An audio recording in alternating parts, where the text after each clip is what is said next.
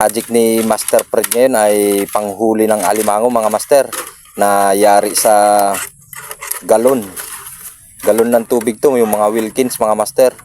Ayan o. Ayan.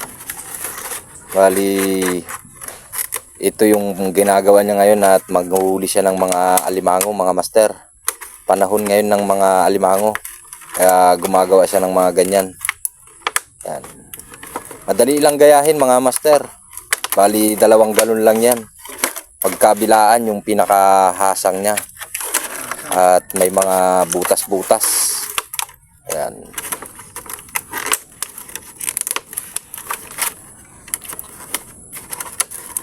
Ayun. Ayan. Kawayan lang din ng pinantatali. Lapat kung tawagin dito sa amin mga master. Ang pinakapanali niya. Tipid, hindi na ginamitan ni master ng tansi.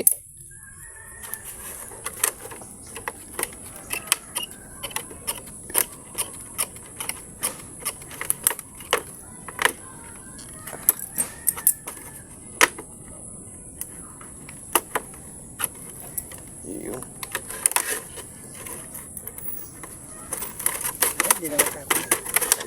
Dalawa lang master, ano? Ayos na. Ayan, sa kabila master, pakita mo rin yung sa kabila master. Kabila. Ayan, ganun din yung kabila mga master. At yung paglalagyan naman master ng pain.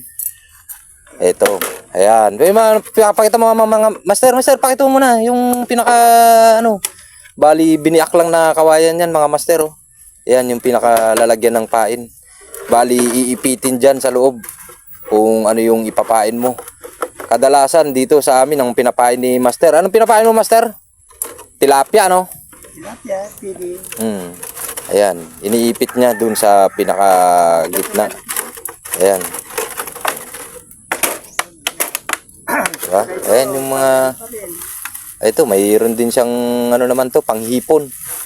Ang tawag dyan master naman, dyan sa panghipon na yan? Barokbek. Barokbok, kung tawagin dito sa amin mga master. Ayan, panghipo naman to. Yari din sa mga galon. Ayan. Ayan.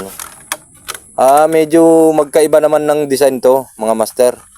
Panghipon din naman ito. Bali, ito naman. Ilan yung hasang nito, mga master? Isa. Isa, 2, 3. Ayun, 3. Para hindi niya masubukan yung mga pintuan niya kung nakapasok na. Ayun. Oo nga, no? May mga butas-butas din. Buho, kawayan. Oo. Maganda po ito. Tama. Mas madaling gawin. Mas madaling gawin kasi ano lang nang gagamitin mo eh. Ayan, no? Mga master, man.